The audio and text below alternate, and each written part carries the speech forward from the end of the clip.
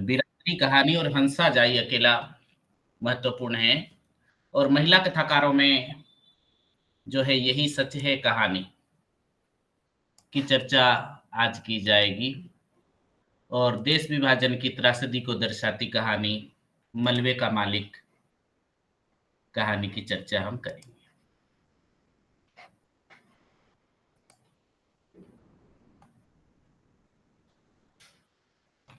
अलग अलग कहानियों की 4 कहानियों में जो है अलग अलग विषय वस्तु है, अलग अलग त्रासदी को कहीं पर महिला कथाकारों के विचार देखने आएंगे, तो कहीं पर ग्रामीण जीवन और कहाँ जो है हिंदू मुस्लिम सांप्रदायिकता की भावना से हम परिचित होंगे। तो इस खंड की जो पहली कहानी है बिरादरी कहानी, जिसके लेखक है सानी। इनका पहला कहानी संग्रह जो है बबूल की छांव सन 1958 में प्रकाशित हुआ था। और तब तक जो है हमारा देश आजाद हो चुका था, तो आजाद होने वाले जो संघर्ष को देखते हुए ही हमारे लेखक जो है बड़े हुए। और इसलिए आजाद हिंदुस्तान में इनकी उम्मीदें जो है जनता की उम्मीदों से मिलती जुलती है। लेकिन उम्मीद पूरी हो रही है या नहीं, तो विकास की गति कैसी थी, शिक्षा का जो है प्रचार प्रसार कैसा था, रूढ़िवादिता सामंती मान्यताएं उस समय कैसी थी, और सांप्रदायिकता के संदर्भ में हमें जानना बहुत जरूरी है इनकी कहानी बिरादरी के माध्यम से। पहले हम लेखक को जानते हैं, क्योंकि लेखक का पूरा नाम गुलशेर खान सानी है। सानी का पूरा नाम गुलशेर खान सानी। ये मध्य प्रदेश जगदलपुर में इनका जन्म हुआ था 16 मई 1933 को, जो आधुनिक छत्तीसगढ़ में है, उस समय मध्य प्रदेश हुआ करता था। तो मध्य प्रदेश साहित्य परिषद भोपाल से के सचिव पद पर भी रह चुके हैं और कई पत्र पत्रिकाओं के संपादक भी रह चुके हैं।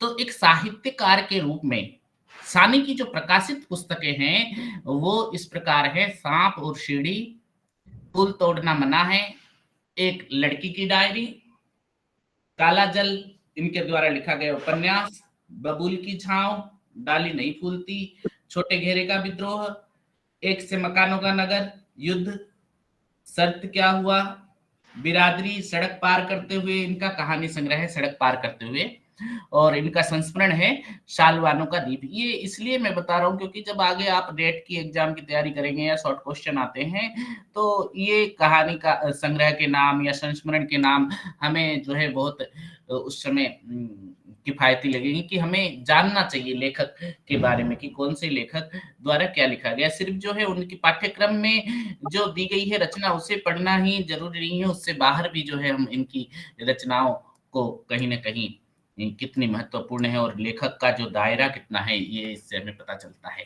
सिर्फ एक कहानीकार के नाते हम सानी की पहचान नहीं, एक उपन्यासकार के नाते, एक जो है पत्रकार के नाते या एक संपादक के नाते से हम इनकी जो है आलोचना भी कर सकते हैं। परंतु हम कहानी कार के रूप में सानी को अगर देखते हैं तो ये नई कहानी आंदोलन के कहानीकार है। और हिंदी कहानी के लिए सबसे महत्वपूर्ण समय है नई कहानी का जो दौर है। नई कहानी के दौर में जो इनके समकालीन लेखक थे, निर्मल वर्मा या राजेंद्र यादव, कमलेश्वर, मोहन राकेश, अमरकांत, फणीश्वर नाथ रेणु, शेखर जोशी, और महिला कथाकारों में कृष्णा सोबती, मन्नू भंडारी, उषा प्रियंवदा, रघुवीर सहाय, हरिशंकर परसाई, भीष्म साहनी थी।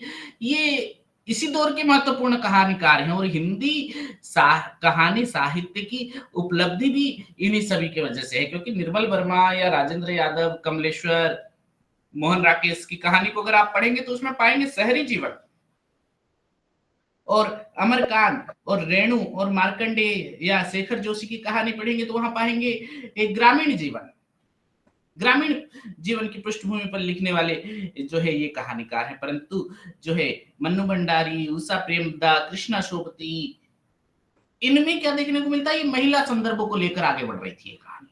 वहीं हरिशंकर परसाई की कहानियों में जो है हमें व्यंग की छटा नजर आएगी। तो भीष्म साहनी और मोहन राकेश ने जो लिखा कि जो देश विभाजन की त्रासदी, जो यशपाल की परंपरा को आगे बढ़ा रहे थे।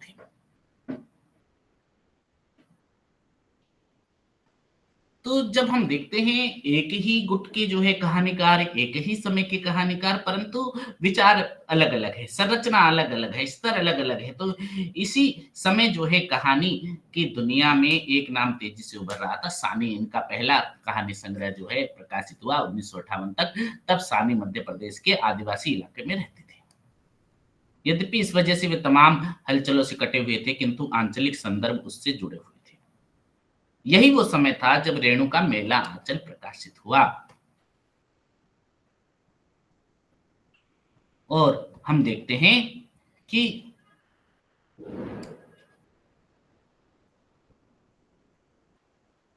बबुल की छाँव भूमिका में वे लिखते हैं कि इन कहानियों के लिए मैं अधिक दूर नहीं गया हूँ, अपने आस-पास के वातावरण को ही चित्रित किया है। तो सानी की कहानियों में स्त्री संदर्भ की प्रमुखता से उभरते हैं। उनकी एक महत्वपूर्ण कहानी का शीर्षक ही है परस्त्रीगमन। तो सानी अपनी कहानियों में स्त्री को उसके पूरे सामाजिक संदर्भ में देखने के पक्षधर हैं। बबुल की छाँव, नारी और प्यार, पहाड़ और ढलान स्त्री संदर्भ की महत्वपूर्ण आरंभिक कहानियाँ हैं। इस कड़ी में वे मुस्लिम स्त्रियों को लेकर जो चरित्र बुनते हैं, उन चरित्र को स्त्रियाँ बेहद अलग किस्म की नज़र आती हैं। तो हम देखते हैं इनकी कहानी जो बिरादरी कहानी है, इस कहानी में इनका क्या विचार है? बिरादरी कहानी का आरंभ होता है 10-12 साल की उम्र के लड़के साबिर की पिटाई के दृश्य से। इतना छोटा लड़का लात, घूंसों और थप्पड़ों से पिट रहा था। 7-8 लोग तमाशा देख रहे थे, तो 7-8 लोग ऐसे भी थे जो अपनी-अपनी ज़बानों से भी उसे पीटने में लगे थे। ऐसे में जो कहानी मैं शैली में लिखी गई है, तो कहानी का मुख्य पात्र भी मैं ही है। मैं पात्र वहाँ पहुँचता है और त्रिपाठी के मारते हुए हाथ को पकड़कर पूछता है, "क्या हो गया भाई? चोरी?" किसी ने कहा, "साला चोरी कर रहा था क्या?" उधर लड़का चिल्लाए जा रहा था कि मैंने चोरी नहीं की साहब, ये अल्लाह कसम मैंने कोई किसी चीज को हाथ नहीं लगाया, अल्लाह कसम किसी कुछ भी नहीं लिया, मैं नहाने गया था। त्रिपाठी को मारना चाहता था, लेकिन मैं पात्र उसे रोकता है और कहता है कि आखिर समझने तो दो कि हुआ क्या है, फिर सारा किस्सा पता चलता है। दरअसल त्रिपाठी ने एक सहकर्मी, पड़ोसी और मित्र छुट्टियां मनाने कश्मीर गए हुए थे, क्योंकि टीटी नगर में दिन दहाड़े चोरियां आम बात थी। लिहाजा उन्होंने घर की चाबियां त्रिपाठी को दे दी थी। तो पहली रात त्रिपाठी वहां सोया था और अपनी अंगूठी वहीं भूल गया था। घर पर सेव करते वक्त उसे याद आया कि अंगूठी तो वह भूल आया है। उसी अंगूठी को लेने जब वो लौटा तो देखा कि अंगूठी स्टूल पर नहीं बल्कि नीचे पड़ी हुई थी और एक लड़का त्रिपाठी को देखकर गुस्से खाने के पीछे दुबक रहा था। तो मैं पात्र को इस पर गुस्सा आता है और वो लड़के को जो है डपटता है, आइंदा ऐसी हरकत न करने की चेतावनी देते हुए उसे डांट कर भगा देता है। इस पर भीड़ में तीखी प्रतिक्रिया होती है। लोग मानते हैं कि यह तो उस लड़के को सह देना हुआ। सबको लगता है कि उनके घरों में जो भी चोरियां हुई हैं, सब उसी लड़के के देन हैं। फिर तो बर्मन, भट्ट, चौधरी मोहल्ले के मौजूद हर आदमी ने उसे चोरी करते हुए देखा है, ऐसी घोषणा करनी शुरू कर दी। तो किसी की लड़कियां, किसी की साड़ी, किसी का बल्ब चुराने वाला उन्हें मिल गया था। उसे पुलिस को सौंपने पर भी एक राय न बन सकी, क्योंकि वह नाबालिग था। अंत में भट्ट ने फार्मूला सुझाया कि उस साग को ही काट फेंको जिस पर ये उल्लू बसेरा करता है। उसने राय दी कि वह झुग्गी ही क्यों न हटवा दी जाए जिसमें वो रहता है। हालांकि इस बात पर लोग किसी नतीजे पर नहीं पहुंचे और अपने अपने घरों को लौट गए, क्योंकि सबको दफ्तर जाने की जल्दी थी। त्रिपाठी और मैं पात्र भी घर लौट आए और लड़के को लेकर बातचीत करते रहे, लेकिन पुलिस को फोन नहीं किया। पता चला कि लड़के की मां सिद्दीकी साहब के यहाँ काम करती है और उसका मियाँ विधानसभा में चपरासी था जो एक दिन अचानक मर गया था। तो मासूम बच्चों को लेकर वह कहाँ जाती है, इसलिए सिद्दीकी साहब ने उसे काम पर लगा लिया था और उन्हीं की मदद से उसने झुग्गी भी बना रखी थी। बातचीत के बीच ही पता चलता है कि साबिर की माँ त्रिपाठी से मिलने आई है। त्रिपाठी कहता है, देख ली अपने लौंडे की करतूत। इस पर वो स्पष्ट करती है, कहती कि साबिर बता रहा है कि वो नहाने गया था। त्रिपाठी को लगा कि उसे झूठा बनाया जा रहा है। वह चीखने चिल्लाने लगा। इसी बीच जो है, मैं पात्र लड़के के बारे में पूछता है कि वह क्या करता है। साबिर की माँ बताती कि वो दुकान में 2 रुपए रोज की मजदूरी पर सुबह 9 बजे से शाम के 7 बजे तक साड़ियों पर कढ़ाई का काम करता है। मैं पात्र को याद आता है कि लड़का तो हुनरमंद है, क्योंकि एक दफा वो लड़का उसके पास साड़ियां लेकर जा चुका था। साबिर की माँ भी कहती थी कि अल्लाह ने उसके हाथ में हुनर तो दिया है, लेकिन कोई वसीला नहीं दिया। इस पर त्रिपाठी कहता है कि पहले वो अपनी आदत तो सुधारे, मैं उसे अच्छी जगह काम दिला दूंगा, 2 के बदले 10 मिलने लगेंगे, कौन सी बड़ी बात है। तो त्रिपाठी की इस बात को साबिर की माँ ने पकड़ लिया। फिर क्या था, माँ बेटे त्रिपाठी और मैं पात्र के घरों पर चक्कर लगाना शुरू कर दिया। उधर साबिर की माँ की परेशानी बढ़ने लगी थी। उसने मैं पात्र को बताया कि मोहल्ले वाले उसकी झुग्गी हटाना चाहते हैं। मोहल्ले वाले मैं पात्र से साबिर वाली घटना के दिन से चिढ़े थे। उन्हें लगा था कि मियाँ ने छोकरे को तरकीब से भगवा दिया, क्योंकि दोनों एक ही बिरादरी के हैं। यहाँ तक कि झुग्गी हटाने के लिए जो दरख्वास्त दी गई थी, उस पर दस्तखत कराने के लिए भट्ट मैं पात्र के पास नहीं गया था। साबिर की माँ मैं पात्र के पास आई थी और कहा था कि सिद्दीकी साहब दौर पर गए हैं।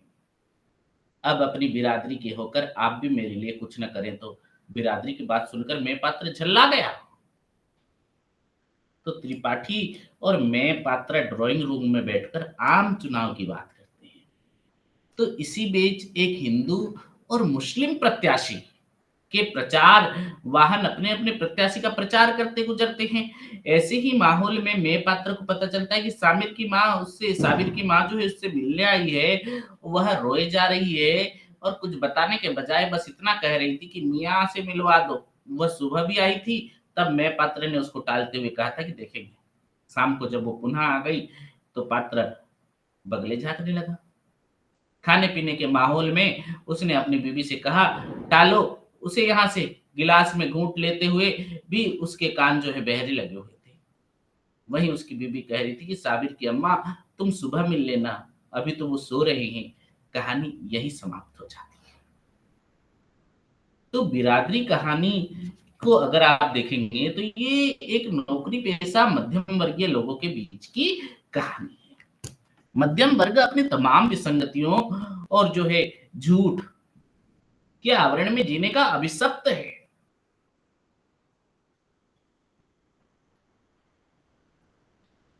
तो बिरादरी कहानी पर चर्चा करते हुए समीक्षक लिखते हैं कि बिरादरी में थके हुए बुद्धिजीवियों पर व्यंग है।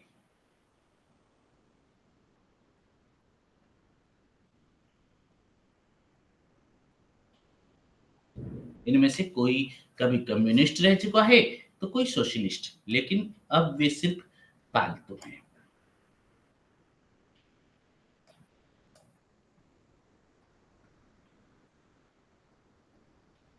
तो बिरादरी कहानी में अगर हम देखें, सानी जी जो लिखते हैं, भाषा के स्तर पर आम बोलचाल की भाषा का प्रयोग किया, तो कहानी में कहीं भी कोई शब्द ऐसा ठुसा हुआ नहीं है जो अतिरिक्त मोह दिखाता है। सरल सहज भाषा में वर्णन किया है। बातचीत की शैली दिखाई गई है यहाँ पर। तो बिरादरी कहानी में अगर हम देखें तो ये महत्वपूर्ण कहानी है, जिसमें एक बच्चे मुस्लिम बच्चा है, वो है साबिर, और उसकी माँ और मैं पात्रा, ये तीन के सहारे जाति धर्म में बटे समाज का चित्रण किया गया है। तो बर्मन, भट्ट, चौधरी, मैं पात्रा की बीवी और त्रिपाठी जैसे चरित्र अपनी अपनी निजी जिंदगियों में झूठ के साथ खड़े हैं। भ्रष्ट व्यवस्था में सबके सब अवसरवादी और चोर हैं, किंतु बिना चोरी किए ही एक बच्चे को चोर घोषित करके पीटते हैं। वास्तव में वे सबके सब चोरों की बिरादरी के हैं, क्योंकि जब सबके सब भ्रष्ट हैं, आर्थिक और नैतिक दोनों स्तरों पर, तो इस खास बिरादरी की फसल जाति धर्म की बिरादरी के खाद पानी से फूलती है, राजनीति भी इससे अछूती नहीं। तो ये साबित करना कहानीकार का उद्देश्य है, इसलिए बिरादरी शीर्षक ये कहानी को दिया गया। भाषा के स्तर पर अगर कहानी अगर देखें तो बड़ी सहज है, सरल है, वर्णन और चित्रण दोनों शैलियों का प्रयोग हुआ है। तो कहानी में मुहावरे, प्रतीक और बिंब के आते हुए, लेकिन कहानी में जो है बड़ी पठनीय बन जाती है और कहीं बोझिल हमें नहीं लगती है। इस तरह से जो है बिरादरी कहानी अगर आता है तो इसमें से प्रश्न यही आता है कि आप बिरादरी कहानी की समीक्षा कीजिए या कथा वस्तु की दृष्टि से बिरादरी कहानी की समीक्षा कीजिए। कहानीकार सानी के कृतित्व और व्यक्तित्व का परिचय दीजिए, ये भी क्वेश्चन आ सकता है। तो आप लोग जो है इसी तरह से कहानी में विश्लेषण करना होगा। तो अगली कहानी की ओर हम चलते हैं अभी, क्योंकि बिरादरी कहानी के बाद जो है अगली महत्वपूर्ण कहानी की अगर हम चर्चा करते हैं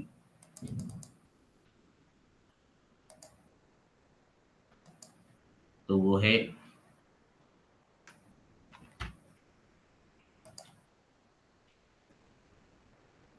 हंसा जाई अकेला। बड़ी इंटरेस्टिंग कहानी है, ध्यान दीजिएगा इस पर। हंसा जाई अकेला, कहानी के शीर्षक से ही पता चल जाता है कि हंसा यहाँ पर प्रतीकात्मक है या कैरेक्टर है। उसके माध्यम से कहानीकार ने क्या बताया है, ये हमें देखने की चेष्टा करनी है। हालांकि फिर से एक बार जो है विलंब के लिए आप लोगों से जो है क्षमा चाहता हूँ, क्योंकि आज मुझे एक्चुअल में पता नहीं चला, त्योहारों का सीजन है, मैंने आज छुट्टी कर ली। आज छुट्टी है, सोचा वही आज सब काम निपटा देता हूँ, तो इसीलिए थोड़ी देर से विलंब से कक्षा शुरुआत हुई। और इसी बीच जो है शायद कई पाठक जो है बिछुड़ गए होंगे हमसे। तो कृपा करके आप जिनसे भी परिचित हैं, आप अपने जिस तरह से भी कांटेक्ट करके एक बार जो है लिंक से जुड़ जाएं, कक्षा शुरू हो चुकी है बोलकर उन्हें सूचना दे दें। आरती जी, आशी जी, दीपांजलि जी, सुमन सिद्धार्थ जी, जो भी आपके जो है सहपाठी हैं, उन्हें सूचना देते कि क्लासेस जो है चल रही है, शुरू हो चुकी है क्लास। हाँ, आज थोड़ी विलंब से क्लास शुरू हुई। आरती जी आवाज आ रही है हमें? जी सर, बिल्कुल बता देते, लेकिन हर कोई ना हर अलग अलग जगह से है, तो हम हाँ लोग हाँ, के कोई पास बात ना किसी का नंबर नहीं है। नहीं नहीं, ठीक है, कोई नहीं, जो जैसे जुड़ चुका है अपने तरह से, आप जिसे जानती हैं उन्हें सूचना दे दीजिएगा। जी हालांकि ज्यादा बच्चे आते नहीं हैं, 10 के अंदर ही रहते हैं सभी दिन। और हमारे जो महत्वपूर्ण स्टूडेंट है वो तो हालांकि जुड़ ही गए हैं।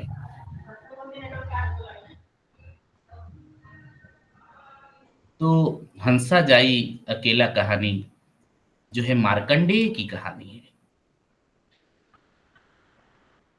जिसमें चित्रित परिवेशगत यथार्थ का आलोचनात्मक अध्ययन हम करेंगे। नई कहानी आंदोलन के बारे में अगर हम चर्चा करते हैं तो मार्कंडेय ऐसे कहानीकार हैं, गांव से शहर में आए हुए ऐसे कहानीकार हैं जिन्होंने अपनी रचना में ग्रामीण संवेदना यथार्थ को प्रमुखता के साथ साथ चित्रित किया है और सामान्य जन के दुख दर्द को बड़ी सच्चाई के साथ अंकित करते हुए उन्हें जनता के सामने रेखांकित करना चाहिए। तो कहना चाहिए कि ये नई कहानी के ऐसे कहानीकार हैं जिनकी जो है लोगों के पक्ष धरना, प्रेमचंद की परंपरा को ही आगे बढ़ाने वाले कहानीकार है मार्कंडेय, जिनके बारे में जानने से पहले नई कहानी आंदोलन एवं उसकी विशेषताओं को पहले जानना होगा, क्योंकि मार्कंडेय न केवल जुड़ते हैं बल्कि उन्हें एक नई दिशा भी प्रदान करते हैं। तो नई कहानी आंदोलन स्वतंत्रता प्राप्ति के बाद का ऐसा आंदोलन है जिन्हें जो है नई हिंदी कहानी को नए जीवन बोध और नए कहानी शिल्प की ओर अग्रसर किया। पहले से चली आ रही कथा चेतना में थोड़ी पृथकता थी, तो ये आंदोलन स्वतंत्रता प्राप्ति के बाद के जीवन यथार्थ से अद्भुत हुआ था। तो ध्यातव्य रहे कि आजादी मिलने के बाद देश का सामाजिक, राजनीतिक, आर्थिक, धार्मिक और सांस्कृतिक यथार्थ काफी बदल गया। आजादी के बाद कुल यथार्थ इतना ही नहीं कि देश में नया जोश, नया जीवन पैदा हुआ, बल्कि तस्वीर का वो दूसरा रुख यह भी है कि हमें जो आजादी मिली थी वो इतनी रक्त रंजित थी कि उसे याद करके रूह कांप जाती है। और उस समय सांप्रदायिक हिंसा का जो तांडव हुआ, लूटपाट वो या बलात्कार की जो घटनाएं हुई, उससे मानवता की जूल तक हिल गई थी। तो हम मशीनीकरण के युग, औद्योगिकरण एवं शहरीकरण के फलस्वरूप नई जीवन स्थितियां पैदा हुई, स्त्री पुरुष के संबंध भी नए आयाम जुड़े, स्त्री शिक्षा समाज में उसकी हैसियत को लेकर आज बहस की जा रही है। घर की चार दीवारी से निकलकर आज महिलाएं सरकारी नौकरी की ओर बढ़ रही हैं। आप देख सकते होंगे। तो आजकल की कामकाजी महिला इस तरह से पुरुषों के साथ कंधे से कंधा मिलाकर चल रही है, अपने दोहरे दायित्व को जी रही है। ये नारी विमर्श की आलोचना आजकल की जा रही है, क्योंकि पहले जो हाशिए पर खड़ा समाज था, नारी की जो है विभिन्न प्रकार की भावनाएं थी, तो नारी विमर्श का जो दौर चल पड़ा, उसमें वह नारी की भी चिंता की जानी चाहिए जो निराला कल्पना कर रहे थे कि वह तोड़ती पत्थर देखी थी मैंने इलाहाबाद के पथ पर। आज भी होगी जो है वो महिलाएं जो है मजदूरी करती होंगी, पाई जाएंगी आपको। उनकी जो है हमें समस्याओं को निराकरण आज करना है। कामकाजी महिलाओं के रूप में अपने व्यक्तित्व का निखार भले ही नहीं है, आत्मनिर्भर हो चुकी है महिलाएं, जिससे घर परिवार में स्त्री की स्थिति का फर्क पैदा हुआ है। स्त्री पुरुष संबंध भी कई तरह से प्रभावित हुआ है। प्रेम की पुरानी धारणा में भी परिवर्तन हुआ है, पुराने मूल्यों के टूटने और नए मूल्यों के बनने की प्रक्रिया शुरू हो गई। तो ये ऐसे स्थितियों को कहानीकार जो नया विषय देते हैं, बल्कि जीवन और समाज के बारे में नए ढंग से सोचने और समझने के लिए हमें विवश कर दिए हैं। आज नई कहानी के जो है सन 1947 से लेकर सन 1963 तक की घटनाओं से अधिक प्रभावित हुई है। तो इस समय जो है इन वर्षों के दौरान व्यक्ति में दो तरह की भावनाएं पैदा हुई। एक तो आजादी के बाद की आशा और दूसरी उस आशा का टूटना यानी मोह भंग। इस तरह नए कहानीकार ने समाज में बदलती हुई परिस्थितियों का चित्रण तो किया ही, और आजादी के बाद मोह भंग हुआ उसका भी जो है चित्रण किया है। तो मार्कंडेय को अगर जाने तो नई कहानी आंदोलन की नींव रखने वाले कहानीकारों में आदर्श के साथ इनका नाम उल्लेख किया जाता है।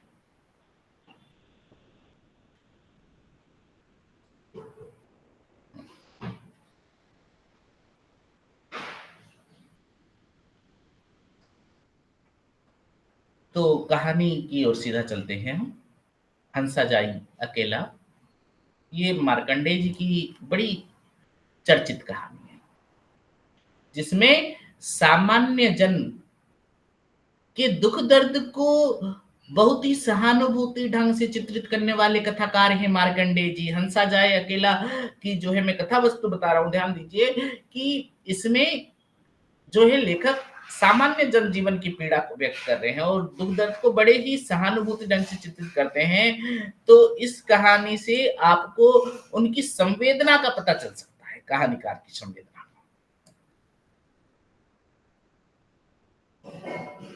तो इस कहानी में मार्कंडेय ने हंसा नामक व्यक्ति की व्यथा कथा को बड़े मार्मिक ढंग से चित्रित किया है। तो हंसा गांव का एक अति सामान्य भाग्य का मारा हुआ व्यक्ति है। उसके परम हितैषी बाबा उसकी एक छोटी सी गलती पर अपने आप को झुंझलाते हुए कहते कि समझाते समझाते उम्र बीत गई पर ये माटी का माधो ही रह गया। किसके लिए कहा गया? वो जो है हिंसा कि समझाते समझाते उम्र बीत गई पर ये तो माटी का माधो ही रह गया। माटी का माधो रहना यानी बहुत ही सीधा, मिट्टी की मूर्त जैसा। ससुर मिले तो कसकर मरम्मत कर दी जाए। आज इससे आप हंसा का छोटा सा परिचय पा सकते हो। बाबा क्या कहते हैं कि समझाते समझाते उम्र बीत गई है, माटी का माधो ही रह गया, ससुर आज मिला तो इसकी मरम्मत करूंगा आज। तो बहुत समझाने बुझाने के बाद भी अगर माटी का माधो रह गया, ससुरा जैसा संबोधन है उसके लिए, तो सहज हो गया कि जिसमें लाड प्यार दुलार के साथ साथ कितनी निम्न दशा का बोध छिपा हुआ है। सोचिए, समाज में अत्यंत सामान्य जीवन जीने वाला हंसा एक दिन बाबा और अन्य लोगों के साथ मजगमा का दंगल देखकर लौट रहा था। रास्ते में तो रात दूसरे जो है उसे रतौंधी होने के कारण रात में उसे दिखता नहीं है, आंख की बीमारी है, जो एक बूढ़े की बहू से टकरा गया। वो चीख उठी, उसके ससुर ने लोगों को दौड़ा दिया। लोग किस तरह भागते दौड़ते आगे निकले, बाद में गिरते पड़ते हंसा भी अपना प्रिय गीत गाता हुआ पहुंचा। लोगों ने उसकी खिल्ली उड़ाई। मगनू ने कहा, सरूसांड हो रहे हो अब मर्द मेहरारू ने भी तुम्हें भेद नहीं दिखाई पड़ता। तो उसने बड़ी मासूमियत और सच्चाई से उत्तर दिया, नहीं भाई, जब ठोकर खाकर गिरने को हुए ना तो मैंने सहारे के लिए उनको पकड़ लिया, फिर जो मालूम हुआ तो हकबका गया, तभी बुढ़वा ने एक लाठी जमा दी, मुझे खैर कहो निकल भागा। तो मगनू ने फिर करारा व्यंग किया, चलो मेहरारू को तो छू ही लिया, ससुरे की किस्मत में तो लिखी नहीं है। तो हंसा के इस दुर्भाग्य से पूरा गांव वाकिफ है।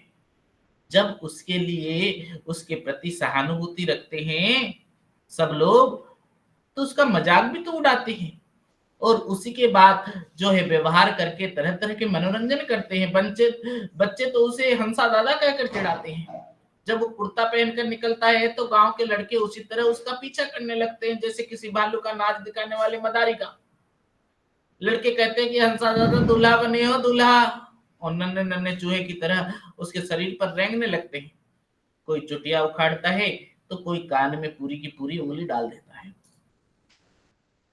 कोई लकड़ी के टुकड़े से नाक खुजालने लगता है, तो कोई उसकी बड़ी बड़ी छातियों को मुंह में लेकर जो है हंसा भाई का नाम नारा लगाने लगता है। तो लोगों और बच्चों के बीच इस तरह की हंसी और उपहास का पात्र बना हुआ हंसा बाबा के पास इसलिए बराबर उठता बैठता है क्योंकि वहां देश विदेश रामायण महाभारत गनी महात्मा की बातें होती है। उस सब में उसकी गहरी दिलचस्पी है। गांव गिराव में हंसी का पात्र बना हंसा गांधी का भक्त है। और जब उसे पता चलता है कि कांग्रेस का प्रचार करने के लिए सुशीला बहन आ रही है, तो वह ढोलक बजा बजा कर लोगों को न केवल सूचना देता है बल्कि अच्छी खासी भीड़ एकत्र कर लेता है। और सुशील जी ने जोशीला भाषण दिया कि ग्राम मंडली में मार्मिक गीत गाया, बिन विद्या के भारत देश दिन दिन तेरी ख्यारी रे। कीर्तन प्रवचन सुनकर हंसा देर तक खोया बैठा रहा। रात में हंसा के घर भोज हुआ, पूरी तरकारी बनी। जब पूरी बनाने के लिए घी की तलाश शुरू हुई तो हंसा ने सुशीला की मदद की।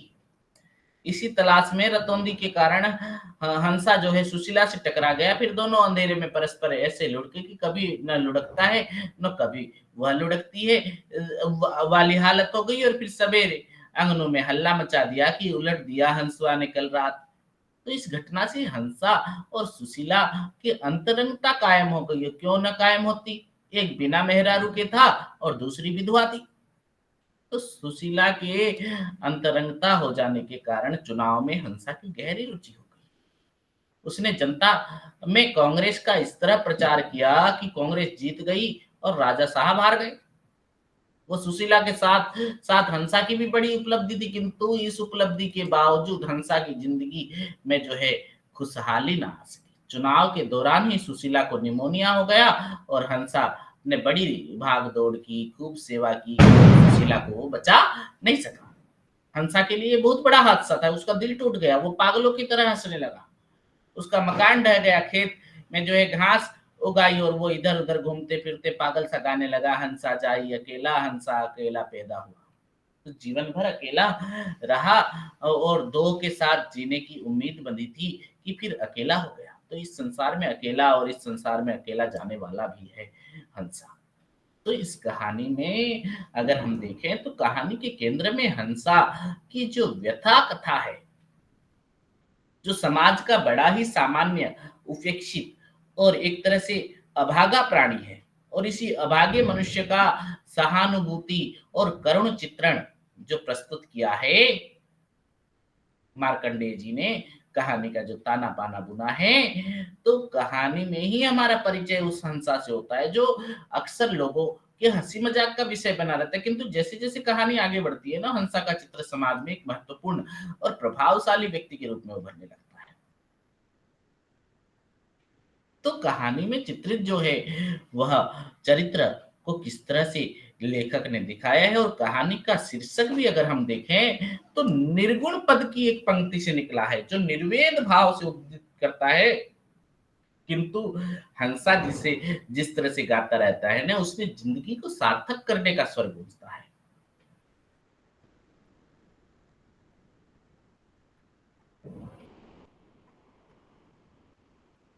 तो किस तरह से भौजी जब उसे समझाती है कि कहती है कि अब हंसी ठिठोली छोड़कर ब्याह करो, जब तक देह कड़ी है दुनिया जहान है, नहीं तो रोटी के भी लाले पड़ जाएंगे।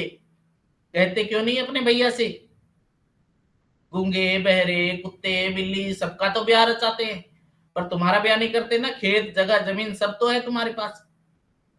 तब रात के सन्नाटे में हंसा के कानों में भौजी की बातें गूंजती है, वो करवटें बदलता है और अपने जीवन का अर्थ भी तलाशने लगता है। यही तलाश उसे जिंदा दिल और कर्मठ बनाती है। किंतु कहानी के अंत तक आते आते हंसा जाई अकेला शीर्षक जो है निर्वेद और घनीभूत अभिव्यक्ति बन जाता है।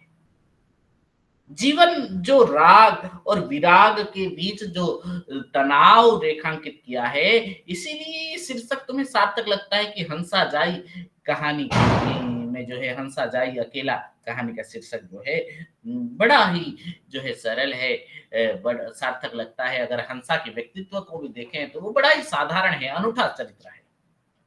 हंसा समाज का एक साधारण व्यक्ति है, किंतु जितना साधारण है उतना अनूठा भी है, उतना अर्थवान भी है। ये भी ध्यान रखिएगा। साधारण तो इतना है कि सब उसका मजाक उड़ाते हैं, मजाक उड़ाने से कोई कुछ नहीं होता, कोई बूढ़े बच्चे सब कुछ, किसी की भी बात का वो बुरा नहीं मानता है, गालियों का भी बुरा नहीं मानता, बहुत सारे काम गाली सुनने के लिए ही करता है।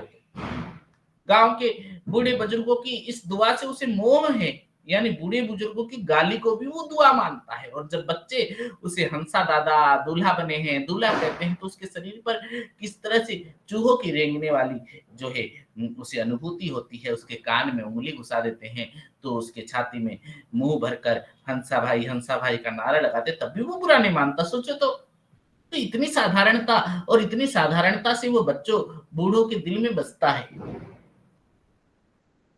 अगर उसका बाह्य चित्र देखें लेखक के अनुसार तो हंसा काला चिट्टा तगड़ा आदमी है। उसके भारी चेहरे में मटर जैसी आंखें, आलू की नाक व्यक्तित्व के विस्तार को सीमित कर देती है।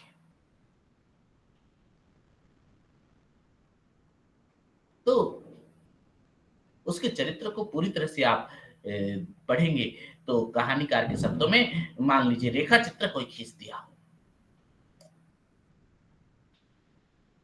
तो परिवेश यथार्थ है, क्योंकि मार्कंडेय ने यहाँ पर ग्रामीण जीवन के यथार्थ अनुभव बल्कि उनके मन, उसके रंग और उसके स्वाद से रंगा और भरा हुआ है। और इसकी इसी विशेषता के कारण हंसा जैसे चरित्र को जीवंत रूप में चित्रित कर सके हैं, और उसी के कारण ग्रामीण जीवन को भी हम साकार कर सके। कहानी के आरंभ से ही मार्कंडेय ग्रामीण जीवन बोध को बड़ी सरसता के साथ उपस्थित कर देते हैं। समझाते समझाते उम्र बीत गई और माटी का माधो बना है, कहने से क्या, तो कहानीकार के शब्दों में ही हमें पता चल जाता है। और भाषा शैली तो इतनी सहज है कि हमें गांव की कथा किस्सा गोई जैसी लगती है। तो हंसा जाई कहानी अकेला में जो है मार्कंडेय जो है समाज के उस अंतिम व्यक्ति के साथ खड़े हैं जो निश्चल है, जिसके मन में कोई छल कपट नहीं है, जो श्रमजीवी है। हंसा के प्रति लेखक के मन में अपार करुणा है, उनकी सहानुभूति का आलम्बन है। ये कहानी में दिखाती है कि जिस सामान्य व्यक्ति को लोग अर्थहीन, उपेक्षणीय, हास परिहास का पात्र समझते हैं ना, वो भले ही भाग्य का मारा हो लेकिन मेहनत और जज्बात से बड़ा सच्चा होता है। वो राजनीति के दंगल के भी निर्णायक भूमिका निभाता है। तो ये लघु कहानी लघु मानव को प्रतिष्ठास्पद बनाती है। और उसी के साथ आजाद भारत के राजनीतिक चरित्र को भी उद्घाटित करते हैं। भले ही हंसा का ये सच हो कि वो अकेला जाएगा, वैसे ही तो ये सबका सच है और देश दुनिया में उसका कोई नहीं है। लेकिन कहानी की सफलता ये है कि वह पाठक में हंसा के प्रति गहरी सहानुभूति और लगाव पैदा कर देती है, क्योंकि हंसा का पागलपन पाठक की चेतना को झंकृत कर देता है।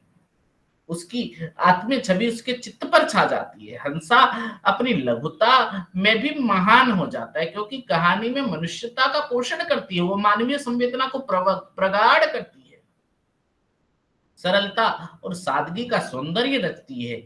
ये कहानी स्वातंत्र्योत्तर हिंदी कहानी को नई जमीन और नई चेतना देती है, क्योंकि प्रेमचंद के ग्रामीण यथार्थ को और अधिक घने, आत्मीय और बिंबात्मक रूप से प्रस्तुत करने वाले कहानीकार ने जो कथा परंपरा को एक नया प्रस्थान बिंदु दिखाया है, तो वही दिखाया गया। तो इस कहानी से जो प्रमुख प्रश्न आते हैं वो यही हो सकते हैं कि हंसा जाई अकेला कहानी के प्रमुख पात्र का चरित्र चित्रण कीजिए, या प्रेमचंद के गांव और मार्कंडेय के गांव में अंतर क्या है दर्शाइए। ये कहानी में आ सकता है। अब जो है यही सच है कहानी के बारे में जानते हैं। बड़ी ही महत्वपूर्ण कहानी। महिला कथाकारों को, अगर मन्नू भंडारी को नहीं जाना आपने तो अधूरा रह जाएगा आपका जो है महिला कथा पढ़ना, क्योंकि ये जो कहानी लिखती है अपनी ही जीवन का बहुत कुछ घटा हुआ कहानियों में जगह देती है। और ये जो प्रमुख कहानी है इसी से ही ये फेमस हुई थी, यही सच है कहानी। मन्नू भंडारी को जो है नई कहानी आंदोलन से जुड़ी एक महत्वपूर्ण लेखिका माना जाता है, किंतु भी इससे इनकार करती है।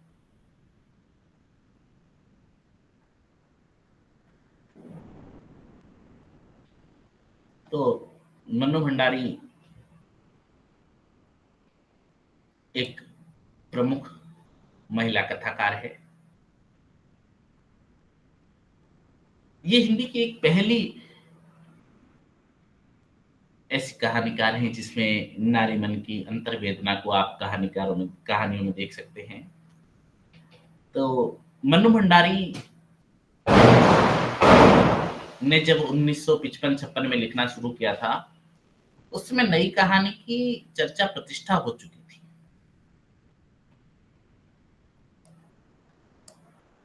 और जब कमलेश्वर, राजेंद्र यादव, मोहन राकेश ये तीनों लिख रहे थे, तो मन्नू भंडारी अपनी कहानी की रचनाशीलता को समृद्ध कर रही थी।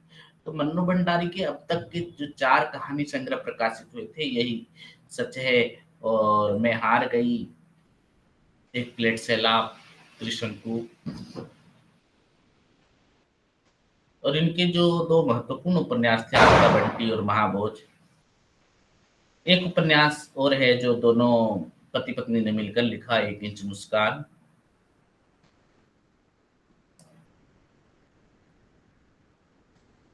कहानियां तो आपने बहुत पढ़ी होगी, यही सच है कहानी जो है ये बहुत ही महत्वपूर्ण कहानी है। नारियों के जीवन में घटने वाली घटनाओं, आधुनिक नारी को अगर देखा जाए तो मन्नू भंडारी की कहानियों में आप देखिए आधुनिक नारी की पीड़ा, अंतर्वेदना, आधुनिक नारी की सोच को आप देख सकते हैं।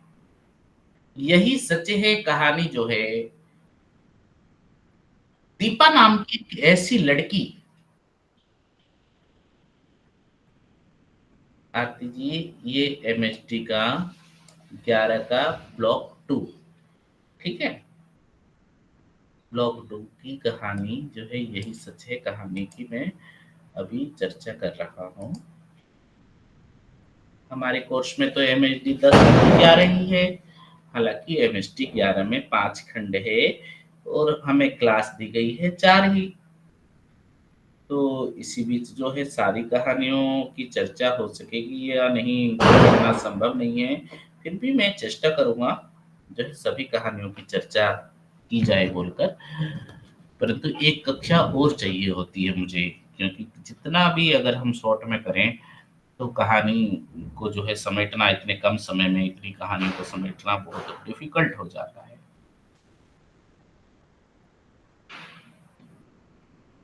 आज एमएचडी 11 की दूसरी क्लास है। कल और परसों और 2 दिन क्लास चलेगी, परंतु अभी हमारे पास बच गया है 3, 4 और 5 और चर्चा करना है। मेरी आवाज आ रही है ना आरती जी? जी आ रही है सर। हाँ, तो ये एमएचडी 11 का पेपर है, खंड 2 समझा रहा हूं, चर्चा कर रहे हैं। तो यहाँ पर दीपा नाम की एक ऐसी लड़की है जो अपने पहला प्रेम है उसका निशित नामक युवक के साथ प्रेम। उससे निराश होकर नए व्यक्ति संजय से प्रेम करने लगती है। आधुनिक नारी के अंतर्द्वंद को देखिए। यहाँ पर पटना की रहने वाली ये दीपा अपने शोध कार्य के लिए कानपुर आ जाती है। तब ऑफिस में काम करने वाले संजय से उसका प्रेम हो जाता है। समस्या तब खड़ी होती है जब दीपा को एक नौकरी के लिए इंटरव्यू देने जाने के लिए कलकत्ता जाना पड़ेगा। दीपा समझ नहीं पाती है वो क्या करे, क्योंकि कलकत्ता में उसकी सहायता करने के लिए कोई नहीं है। ले देकर उसकी एक सहेली है ईरा। तो संजय उसे याद दिलाता है निश्चित भी तो है कलकत्ता में। तो दीपा झुंझला जाती, होगा, मुझे क्या करना है उससे। और यह भी कह देती कि देखो संजय, मैं 1000 बार कह चुकी हूँ तुम उसे लेकर मुझे मजाक मत किया करो। किंतु जब कलकत्ता जाती है और शाम को ईरा उसे कॉफी हाउस ले जाती है, तब अचानक निशित वहां मिल जाता है। तो निशित उसकी पूरी मदद करता है। अपने को वो निशित के करीब महसूस करने लगती है, लेकिन निशित उससे एक तरफ की उदासीनता की दूरी बनाए रखता है। निशित उसकी भरपूर मदद करता है और उसे आश्वस्त करता है कि उसकी नौकरी लग जाएगी, क्योंकि उसने जहां जैसी सिफारिश करनी चाहिए थी कर दी थी निशित ने। इंटरव्यू देकर दीपा तो कानपुर लौट आई। वापस जाते समय ट्रेन पर सी ऑफ करने के लिए निशित आया जरूर, किंतु उसने उस तरह व्यवहार नहीं किया जिसके लिए दीपा तड़प रही थी। ट्रेन की छूटते छूटते जो है वह गाड़ी के साथ कदम आगे बढ़ाता है और उसका हाथ धीरे से अपना हाथ रख देता है। गाड़ी चल देती है और निशित के उस हल्के स्पर्श से विभोर हुई दीपा मन की गहराइयों में डूब जाती है। मन करता है कि चिल्ला पड़ूं, मैं सब समझ गई। जो कुछ तुम इन 4 दिनों में नहीं कह पाए वो तुम्हारे इस क्षणिक स्पर्श ने कह दिया। विश्वास करो, यदि तुम मेरे हो ना तो मैं भी तुम्हारी हूं, केवल तुम्हारी, एकमात्र तुम्हारी। तो कानपुर पहुंचने के बाद दीपा फिर अकेली हो जाती है। इस अकेलेपन में वो निशीत को याद करती है, उसे पत्र लिखती है। वह बड़े ऊहापोह में रहती है। लगता है कि जैसे मेरी राहें भटक गई है, मंजिलें खो गई है, मैं स्वयं नहीं जानती कि मुझे कहाँ जाना है। इसी उधेड़ बुन के बीच उसे ईरा के तार से यह सूचना मिलती है कि उसकी नियुक्ति हो गई है। बाद में निशित का भी ठंडेपन से लिखा गया पत्र मिलता है। इस सफलता के लिए मेरी ओर से हार्दिक बधाई स्वीकार करना। सच में बहुत खुश हूं कि तुम्हें एक काम मिल गया, लेकिन मेहनत सफल हो गई। शेष फिर। दीपा को इतने ठंडे पत्र की उम्मीद नहीं थी। फिर उसे झटका सा लगता है। इसी बीच संजय आ जाता है और दोनों एक दूसरे के आलिंगन में बनते हैं। इस तरह जो ये कहानी प्रेम का एक त्रिकोणीय रूप रचती है। अगर आप देखेंगे तो एक स्त्री और 2 पुरुष, दोनों पुरुषों के बीच अलग अलग ढंग से अलग अलग स्थानों पर पेंडुलम की तरह झूल रही है। वह जब जहां जिसके साथ होती है उसी को ही अपना मानती है।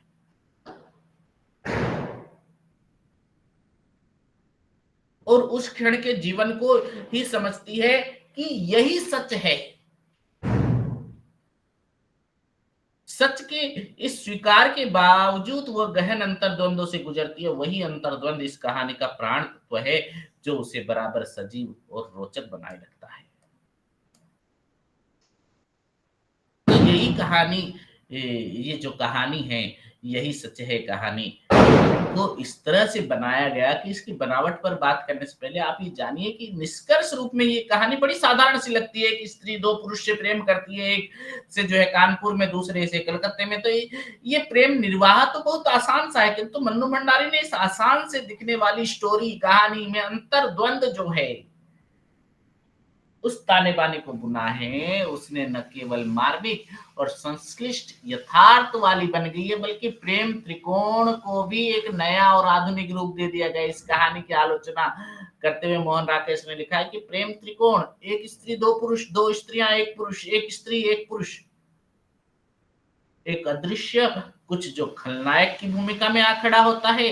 यह एक ही तरह की कहानी न जाने कितनी बार कितने हाथों से लिखी जा चुकी है, फिर भी इस विषय की नवीनता आज तक समाप्त नहीं हुई है। इस बार जब नया व्यक्ति नई तरह से जो उस त्रिकोण से गुजरता है या पहले की तरह गुजरता हुआ महसूस करता है, पर कहना किसी और ढंग से चाहता है, ये कहानी एक नई कहानी के रूप में जो है रूप ले रही है। तो मन्नू भंडारी ने प्रेम को नए ढंग से जाना समझा और उसे उसी ढंग से लिखा है।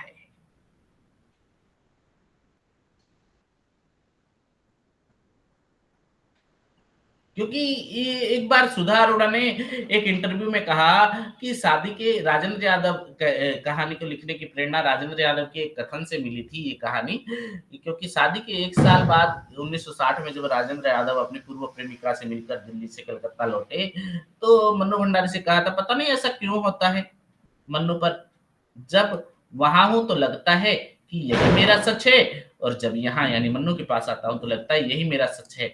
तो इसी वाक्य ने ही, राजेंद्र यादव की यही वाक्य ने ही मन्नू की कल्पना को पंख लगाए हो। प्रेम की त्रिकोणीय स्थिति तो एक महिला की हो सकती है जो जिसके दो प्रेमी हैं, एक कलकत्ता में दूसरा कानपुर में, जहां जिसके साथ वही सच लगी, यही सच है। तो मन्नू भंडारी ने इस कहानी को बुना और मार के ये है कि उन्होंने अपनी कल्पनाशीलता और यथार्थ अनुभव का मिश्रण करके जिस कहानी कला का परिचय किया है, तो हिंदी कहानी की एक नई प्रेम कहानी मिल गई है। और ये कहानी का शीर्षक भी बड़ा ही जो है सटीक दिया मन्नू जी ने कि यही सच है। कहानी जो है अर्थपूर्ण और नई जीवन दृष्टि का बोधक है। तो कहानी की नायिका दीपा अलग अलग शहरों में दो भिन्न भिन्न युवकों से जो प्रेम करती है और ये जब जिसके साथ रहती है वही उसका सच्चा प्रेमी लगता है, उसे लगता है कि यही सच है, अर्थात उसके जीवन का जो है पूर्ण सत्य यही है। यानी किसका सत्य? प्रेम का सत्य।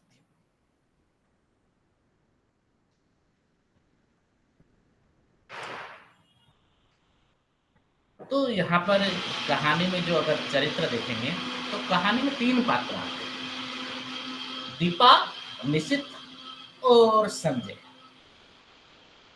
दीपा के चरित्र के बारे में अगर कहूं तो दीपा एक ऐसी युवती है जिसका घर परिवार से कोई संबंध नहीं रह गया है। वो पटने की रहने वाली है, पटना में भैया भाभी जरूर हैं पर वे कभी खोज खबर नहीं लेते। दीपा भी कभी कभी यूं ही पत्र लिख देती है, घर परिवार से विच्छिन्न दीपा जो है शोध करने के लिए कानपुर आती है और उसे संजय ही सहारा देता है। धीरे धीरे दोनों में आलोचना और अंतरंगता कायम हो जाती, क्योंकि दीपा को प्यार में निशित से धोखा मिला था, इसलिए वो संजय की ओर आकर्षित होती हुई उसके साथ विवाह बंधन में बन जाना चाहती है। किंतु निशित का प्रेम सालता रहता है। जब इंटरव्यू के लिए वो कलकत्ता जाती है तो फिर वो निशित के प्रेम के लिए आतुर उठती और चाहती कि निशित उसे अपना ले, किंतु वह हर तरह उदासीन और तटस्थ बना रहता है। तो दीपा कानपुर आकर फिर संजय के प्रेम में डूब जाती है। तो इस तरह दीपा पेंडुलम की तरह जो है निशित संजय के बीच डोलती हुई अंदर द्वंद में हिचकोले खाती है। दीपा के मन में निशित के प्रति जो है स्वाभाविक प्रेम है। वो 18 वर्ष की उम्र में किया गया उसका पहला प्यार है, जब उन्मादक और तन्मय करने वाला जो है। लेकिन दीपा का यथार्थ की भूमि पर जब आती है तो वो संजय को ही अपना सब कुछ समर्पित कर देती है, क्योंकि कुछ दिनों तक का ये निर्णय हर निर्णय क्या करूं क्या नहीं के द्वंद में अवश्य रहती, किंतु बाद में संजय की होकर वह यह प्रमाणित कर देती है कि जो उसका है वह भी उसकी है। वह निशित को सो खून माफ करके अपनाना चाहती है, लेकिन निशित की तटस्थता और उदासीनता आड़ी आ जाती है। इससे ये पता चलता है कि दीपा के मन में निशित के प्रति सहज स्वाभाविक प्रेम है। किन्हीं धोखों और व्यवहारों के कारण वह उससे क्षुब्ध है। कहा जा सकता है कि दीपा कालुष्य को मिटाकर प्रेम पथ पर निशित के साथ चलना चाहती, किंतु वस्तु स्थिति का विश्लेषण करने पर यह पता चलता है कि दीपा के प्रेम में स्वार्थ की भावना प्रबल है, उत्सर्ग या न्योछावर होने की पुरानी प्रेम भावना कम। वह एक पढ़ी लिखी युवती है, आत्मनिर्भर होने की दिशा में अग्रसर है, अपने निर्णय लेने में सक्षम है, इसलिए वो प्रेम में घुट घुट कर मरने की बजाय यथार्थ को जो है स्वीकारते हुए नया प्रेम पथ चुन लेने का जो है वादा रखती है। तो निशित के प्रति उसका उमड़ा प्रेम उसकी स्वार्थ पूर्ति का नतीजा है। होगी प्रेम की पुरानी प्रतीत, लेकिन सच तो यह है कि यदि निशित नौकरी लगने में उसकी मदद न की होती तो शायद उसे कभी याद भी न करती। तो कहानी के अंत में वो सब कुछ भूलकर संजय से निपट जाती है और संजय के प्रति उसका प्रेम कृतज्ञता का है। घर परिवार से छूटने और निश्चित से टूटने के बाद वो संजय के आगोश में आ जाती है। तो यही उसकी यथार्थ जीविता है और जीवन को जीने का मादा भी है, क्योंकि वह नैतिकता अनैतिकता के द्वंद में नहीं फंसती है। उसके प्रेम का कोई ऐसी कसौटी भी नहीं जिसको आधार किसे चाहे किसी को रिजेक्ट करे। थोड़ी देर के लिए वो संजय निशित के व्यक्तित्व की तुलना समीक्षा जरूर करती है, किंतु किसी के पक्ष के साथ ना तो जुड़ती है ना कटती है। वो केवल वर्तमान देखती है और वर्तमान का सच जीती है। तो वर्तमान में बड़ा और कोई आधार नहीं उसके पास, कि वो ऐसी मूल्यजीवी युवती नहीं है जो मूल्य के लिए प्रेम को स्वीकारे या नकारे। जिससे बात बन जाती वह उसी की हो जाती। यही आधुनिकता की देन है, जिससे तुम्हारा मतलब हो, जिससे तुम्हारी बात बने, आप उसी के ही।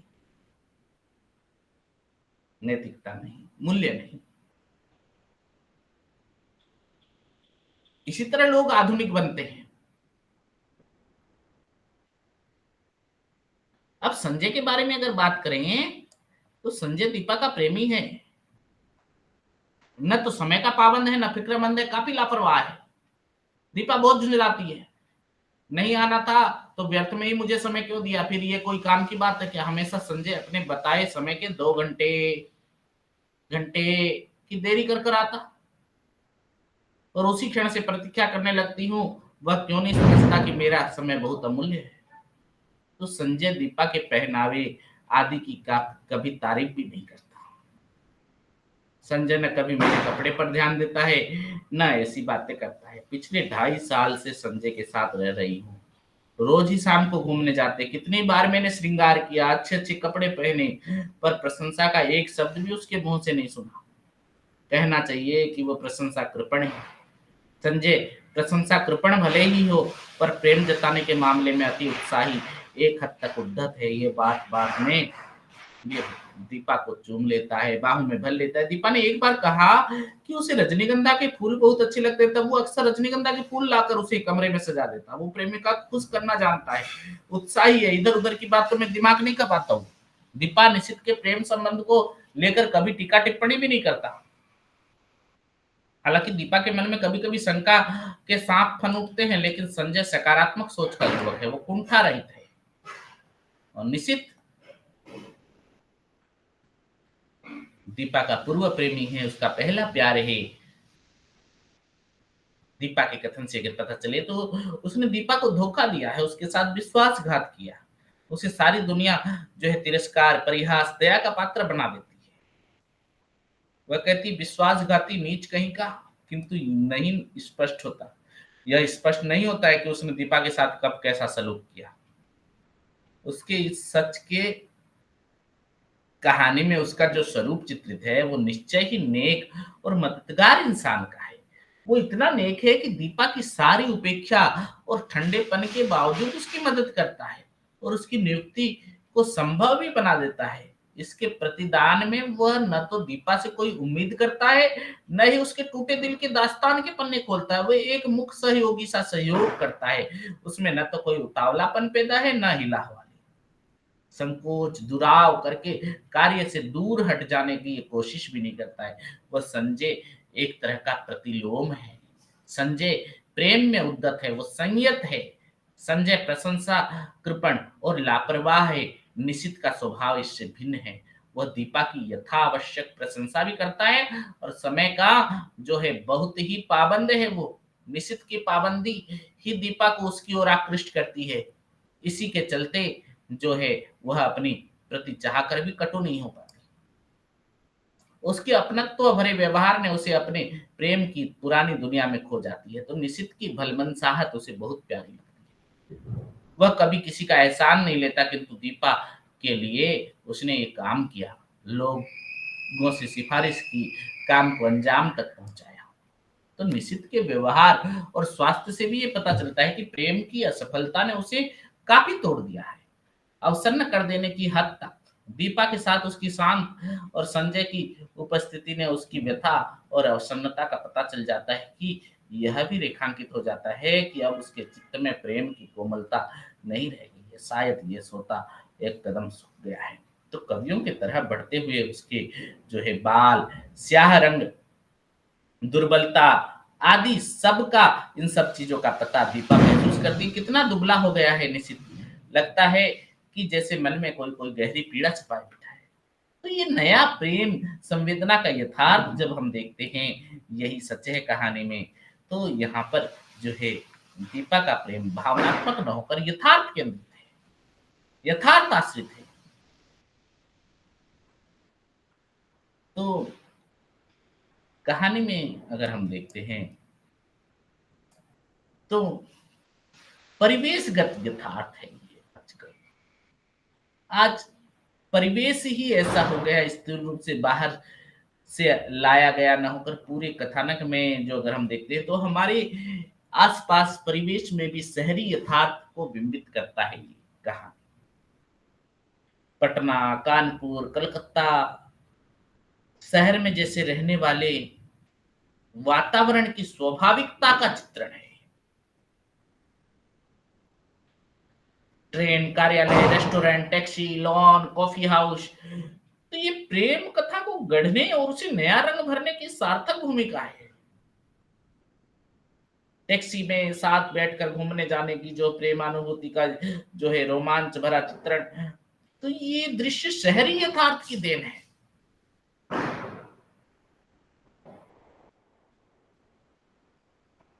भीड़ भरे शहर में किस तरह से, भीड़ भरे में भी जो है आज लोग अकेलेपन है। शहर है तो क्या हुआ, वह नैतिक मूल्यों का किस तरह से आजकल जो है ह्रास हो रहा है। यहाँ पर एक तरह से देखेंगे तो परिस्थिति जो है महत्वपूर्ण है। परिस्थिति की विशेष जो है प्रेम कथा है यह एक तरह से।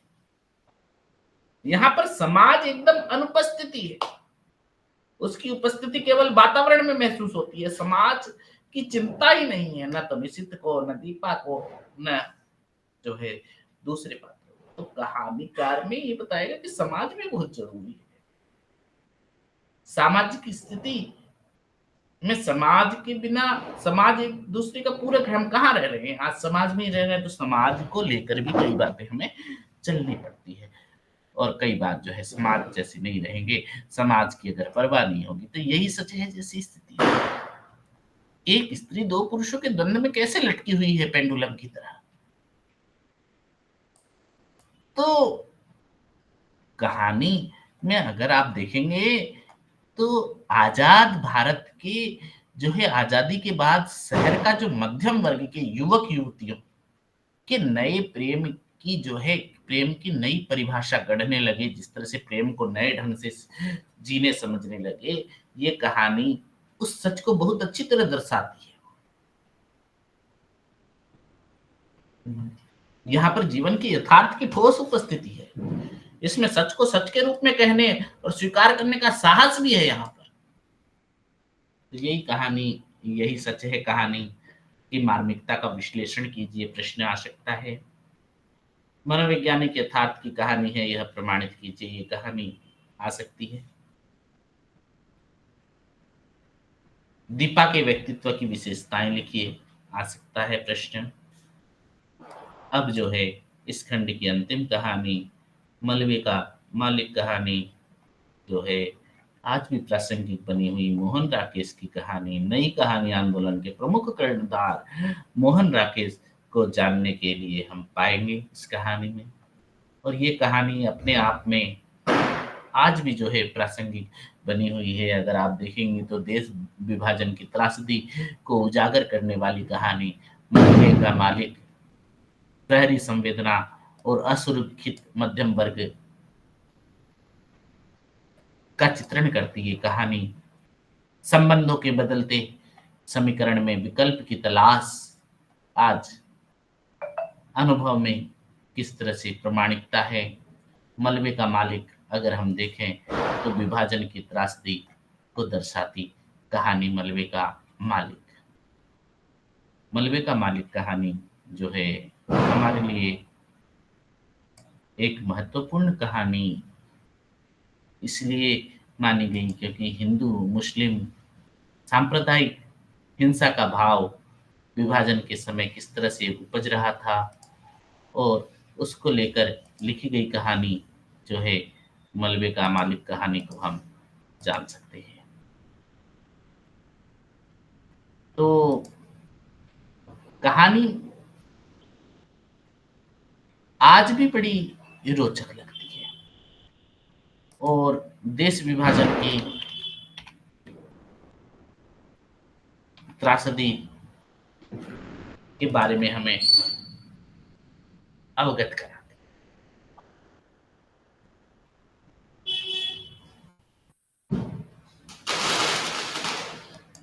कहानी का सारांश अगर मैं बता दूं आप लोगों को, तो जो लेखक है हमारे एक प्रमुख नाटककार के रूप में प्रसिद्धि हुई मोहन राकेश की। वैसे तो पर कथाकार के रूप में कहानी में हम चर्चा कर रहे हैं आज उनकी। आधे अधूरे जब इन्होंने नाटक लिखा था ये फेमस हो गए, नाट्य के क्षेत्र में नहीं बल्कि अंतरराष्ट्रीय स्तर पर बहुत ये फेमस हुआ था इनका आधे अधूरे नाटक। और मलबे का मालिक कहानी लिखी गई, ये एक ऐसी लोकप्रिय कहानी है जो 1956 में प्रकाशित हुई थी नए बादल कहानी संग्रह में। और इस कहानी में जो बताया गया है, इस कहानी का जो विषय है सामाजिक संबंधों का जो सांप्रदायिक बिखराव है और उससे पैदा होने वाली भयावह अमानवीयता मलबे का मालिक कहानी का विषय है। लेकिन साथ ही व्यापक अर्थ में मलबे का मालिक नामक ये कहानी उस व्यक्ति और सामाजिक त्रासदी को अपना विषय बनाती है जो समाज के होने के भरोसे के टूटने से जन्मी है। समाज लोगों को कोई ऐसी भीड़ नहीं बल्कि वह तो संबंधों का एक ऐसा संजाल है जो आपसी भरोसे पर टिका करता है समाज। और इसी भरोसे में बंधकर आसपास रहने वाले लोग एक साझे आस पड़ोसी का निर्माण करते हैं। आप अपने पड़ोसी पर कितना विश्वास करते हैं, जहां हम सिर्फ एक पारिवारिक रक्त संबंध को ही नहीं जीते बल्कि भरोसे पर आधारित इन सामाजिक संबंध को भी जीते हैं। आप अपने पड़ोसी पर ज्यादा भरोसा करते हैं, आप जो है अपने रक्त संबंध वाले से इतना भरोसा नहीं करते। क्यों? क्योंकि आपने सामाजिक संरचना वैसी बनाई है। तो मलबे का मालिक कहानी जो है इसी सामाजिक भरोसे के बिखर जाने को उद्घाटित करती है। आपने अपने पड़ोसी पर कितना भरोसा किया है? मान लीजिए अपने घर वालों से ज्यादा भरोसा भी एक बार किया जा सकता है अपने पड़ोसी पर जब वही स्थिति जो है समाज में बिखर जाती है, वही भरोसा वो मलबे का मालिक कहानी में हमें देखने को मिलता है। तो मलबे का मालिक कहानी का जो प्रमुख पात्र है अब्दुल गनी, ये कहानी का प्रमुख पात्र है जिसके जिसके सहारे कहानी आगे बढ़ती है। तो अब्दुल गनी लाहौर के अमृतसर पर अपना मकान देखने आता है। तो रखा पहलवान ये अमृतसर का रहने वाला था और गनी मियाँ का जो है दादा है रखा। तो रखे पहलवान ने अब्दुल गनी के पुत्र चिरागदीन और उसकी पत्नी जुबेदा तथा इनकी दोनों लड़कियों किश्वर और सुल्ताना को मारकर नहर में फिकवा दिया ताकि उसके घर पर कब्जा किया जा सके। और मनोरी एक कैरेक्टर है जो गनी मियाँ जब गांव पहुंचता है तो मनोरी ही उसको मकान जो अब मलबे में तब्दील हो गया है वो दिखाने ले जाता है। हाँ, मनोरी। तो मलबे का मालिक कहानी में कौआ, केचुआ, कुत्ता का वर्णन ये सांकेतिक अर्थ है। तो मलबे का मालिक कहानी अगर मैं बता दूं, इसका समरी में थोड़े से मैं ही बता देता हूं कि कहानी की कथा शुरू होती है अब्दुल गनी नामक व्यक्ति से, जो 7 वर्ष के बाद पाकिस्तान से भारत पर्यटक के बीच एक समूह के साथ आया है। 7 वर्ष के बाद आया है पाकिस्तान से। जब विभाजन हुआ ना, तो ये पाकिस्तान चला गया था अपने लाहौर से, तो हॉकी का मैच देखने के लिए आया है। लेकिन ये मैच तो एक बहाना था, असल में वो आया है अपने उस घर को एक बार फिर से देखने, जिसे वो देश के बंटवारे के समय जो हुए दंगों के डर से छोड़कर पाकिस्तान चला गया था। तो अब्दुल गनी धीरे धीरे अमृतसर के बांसा बाजार वाले मोहल्ले की तरफ बढ़ रहा था। वो देखता है कि इन 7 साल में यहाँ कितना कुछ बदलाव हो गया। वो अपने घर की तरफ जाने वाले रास्ते को भी भूल रहा है। जगह जगह पर नई इमारतें बन गई, हालांकि बीच बीच में ऐसे भी मकान दिख जाते हैं जो दंगों के दौरान जलाकर खाक कर दिए गए थे। वो एक गली के मुहाने पर पहुंचकर भटका हुआ सा खड़ा हो जाता है। तभी उसे एक युवक दिखलाई पड़ता है, जिसे वो देखते ही पहचान जाता है। अब्दुल गनी उसे आवाज देता है, मनोरी। ये मनोरी कभी अब्दुल गनी के परिवार का पड़ोसी था। मनोरी अभी जो है अब्दुल गनी के बताने पर ही लोग भी इसी गली में रहते, पहले इसी गली में रहते थे। उसका बेटा चिराग उनके घर का दर्जी था। अब्दुल गनी को पहचान लेता है और उससे उसका हालचाल पूछता है। मनोरी उससे आने का कारण पूछता है, तो अब्दुल गनी कहता है कि चिराग और उसकी बीवी बच्चे तो अब मुझे मिल नहीं सकते, मगर मैंने सोचा कि एक बार मैं मकान की सूरत ही देख लूं। इतना बोलते बोलते अब्दुल गनी की आंखों में आंसू आ गए। तो मनोरी ने अब्दुल गनी की बाह अपने हाथों में ली और बोले, चलो मैं आपको आपके घर ले चलता हूँ। तभी कभी अब्दुल गनी का नया बनवाया हुआ मकान हुआ करता था। अब वहां टूटे फूटे मकान का मलबा इकट्ठा था। तो मनोरी ने उसी मलबे की तरफ इशारा करते हुए अब्दुल गनी से कहा, ये रहा तुम्हारा मकान, वो रहा। अपने नए बने मकान को इस हालत में देखने कर उसने कल्पना भी नहीं की थी। उसके मुंह से निकला मलबा। इसके बाद मनोरी ने बताया कि उसके मकान को उसी समय आग लगा दी गई थी। लेकिन जो है मनोरी ने अब्दुल गनी को ये नहीं बताया कि घर को आग लगाने से पहले उसके बेटे चिरागदीन को घर से बाहर गली में बुलाकर रखा पहलवान ने अपने साथियों के साथ मिलाकर मार डाला। चिरागदीन की बेटियों की लाशें बाद में नहर के पानी में मिली थी। तो कहानीकार के सामने पड़े अपने घर के मलबे को देखकर अब्दुल गनी की विचलित स्थिति का वर्णन करते हुए लिखा है, तो गनी छड़ी के सहारे चलता हुआ किसी तरह मलबे के पास पहुंच गया। मलबे में अब मिट्टी ही मिट्टी थी, जिसमें से जहां तहां टूटी और जली हुई ईंट बाहर झांक रही थी।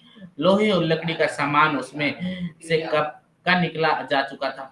तो केवल एक जले हुए दरवाजे का चौखट न जाने कैसे बचा रह गया था। पीछे की तरफ तो जली हुई अलमारियां थी, कालिक पर अब सफेदी की हल्की हल्की तह उभर आई थी। उसके घुटने जैसे जवाब दे गए थे। अब वो जले हुए चौखट को पकड़कर बैठ गया। क्षण भर बाद उसका सिर भी चौखट से जा सटा और उसके मुंह से बिलखने की आवाज निकली, हाय ओए चिराग दिन। तो इसी बीच गली के तमाम लोगों को मालूम पड़ गया कि अब्दुल गनी पाकिस्तान से वापस अपने घर लौट आया है। लोग मन ही मन सोच रहे थे कि अब उसे सारी कहानी मालूम पड़ जाएगी और रखा पहलवान को वो नहीं छोड़ेगा। लेकिन ऐसा कुछ नहीं होता, क्योंकि मनोरी ने अब्दुल को ये घटना बताई ही नहीं थी। और रखा पहलवान और उसका एक साथी वहीं थोड़ी दूर पर स्थित एक कुएं पर उस पीपल में पानी पीपल के नीचे बैठे हुए थे। ये सब देख रहे थे, लेकिन रखा पहलवान इसे जाहिर नहीं होने दे रहा था कि अब्दुल गनी को यहाँ देखकर उसको कोई फर्क पड़ा है। लेकिन उसका साथी चिंतित है, कहीं अब्दुल गनी को सारी कहानी मालूम न पड़ जाए। तो अब्दुल गनी उसके टूटे मकान और बेटे चिरागदीन का मातम मनाकर जो है वापस लौटने लगता है। मनोरी ने उसकी बाह अपने हाथ में पकड़ी हुई है। दोनों उसी कुएं के पास गुजरते हैं जहां रखा पहलवान बैठा हुआ था। अब्दुल गनी उसे एक नजर देखकर पहचान लेता है और मुस्कुराते हुए चेहरे के साथ उसकी तरफ दोनों बाहें खोलकर बढ़ाता है। रखा पहलवान का गला सूख जाता है, उसकी जवान अटक जाती है। जिसके बेटे को उसने अपने साथियों के साथ मिलाकर निर्ममता के साथ कत्ल किया था, इस सच से अनजान है उसी का बाप अब्दुल गनी अपने पड़ोसी रखे पहलवान से गले मिलने की कोशिश करता है। इस सवाल के साथ कि रखे ये सब क्या हो गया, तुम लोगों के रहते हुए भी मेरा बेटा मेरा परिवार सहित कत्ल कर दिया गया। यही वो कहानी का चरम बिंदु है जहां पर दोनों के बीच खामोशी छा जाती है। इसके बाद की दो छोटी छोटी बातें और पूरी कहानी में बड़ी अनुगूंज बनकर विस्तार कर लेती है। वो होती है पहली, अब्दुल गनी जो है अपने बेटे की मौत का मातम मनाकर ये मानकर पाकिस्तान चला जाता है कि उसे घर में रहने की गलती नहीं करनी चाहिए।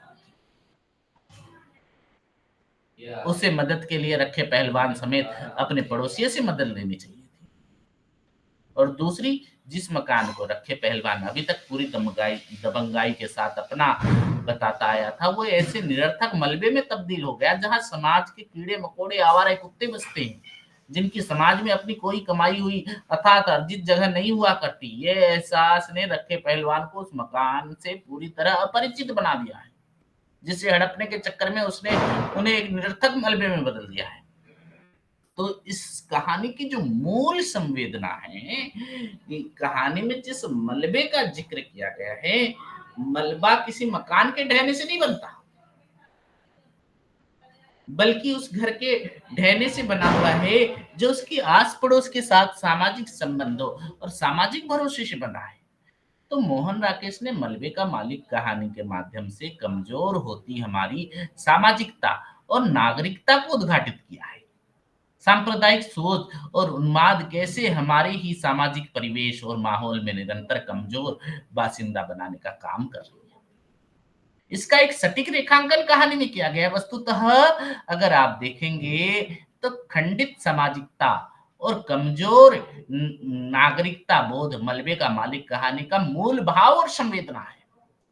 कहानी का तत्कालिक संदर्भ जो है विभाजन के दौर का भारत है, किंतु साहित्य का प्रभाव क्योंकि किसी काल विशेष तक ही सीमित नहीं होता। ये कहानी हमें हमारे समाज के जो है विभाजनकारी परिवेश और सामाजिक चिंता के साथ जोड़ने का काम करती है। तो इस कहानी को लेकर कई जो है आलोचक आलोचना भी करते हैं। और कहानी में अगर हम देखते हैं तो कहानी में सामुदायिक पीड़ा का व्यक्तिगत बखान है। अपना अपना इंद्रिय स्वेंद्रिय अनुभव का प्रत्यक्ष चित्रण देखने को मिलता है कहानी में।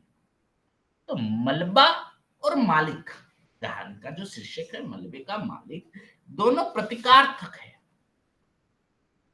क्योंकि मलबा बिना किसी प्रत्यक्ष अलंकारिकता के एक वस्तु स्थिति के रूप में स्वाभाविक प्रसंग के विवरण के जरिए इस कहानी को अर्थ देने वाला जो बिंब है, प्रतीक है, ये क्या है आप देखेंगे।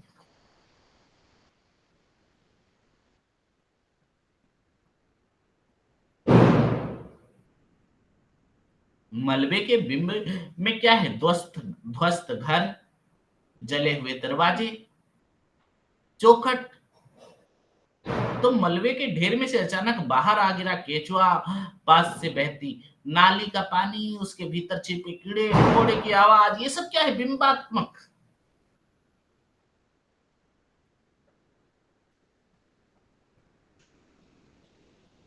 तो कहानी में बिंबात्मक परिवेश के द्वारा जो है कहानी को सजीवता के साथ पेश किया है। तो मोहन राकेश नई कहानी के महत्वपूर्ण कथाकार होने के अलावा उससे सिद्धांतकार तथा उसे आंदोलनकार के बदलने वाली तिकड़ी के सदस्य हैं। उनकी कहानी में सम्मिलित आकलन से नई कहानी आंदोलन की रचनात्मकता का जायजा लिया जा सकता है।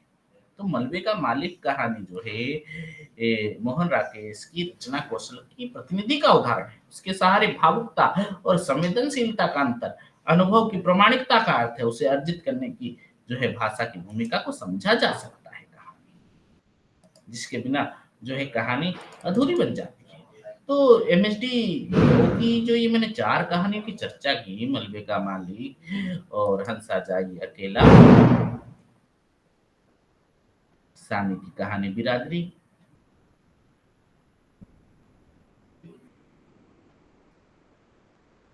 इन कहानियों के अलावा एमएलटी 5 की जो हमारी एक कक्षा शॉर्ट पढ़ रही है, इसी बीच एमएलटी 5 की जो है कुछ-कुछ कहानियों की भी मैं चर्चा करते जाऊँगा, जिसके कारण जो है आपकी जो है कहानी कोई सी रह ना जाए बाकी।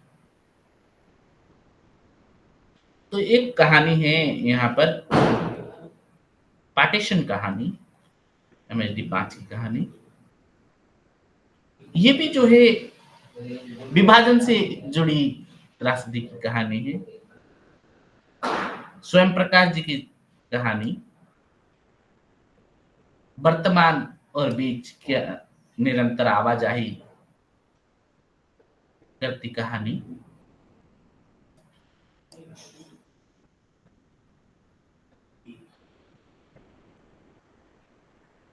स्वयं प्रकाश की बहुचर्चित कहानी पार्टीशन कुर्बान भाई जैसे चरित्र के माध्यम से वास्तविक भारतीयता की खोज करने का उद्यम करती है। ये कहानी सहिष्णुता के तत्व पर जो रहे कुठारघातों को चिन्हित करते हुए संवेदनशील लोगों को सचेत भी करती है।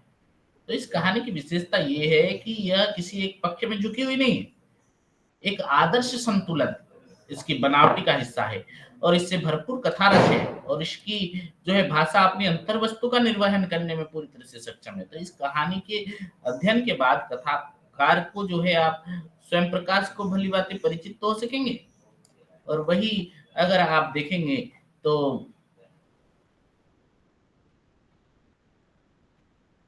कहानी में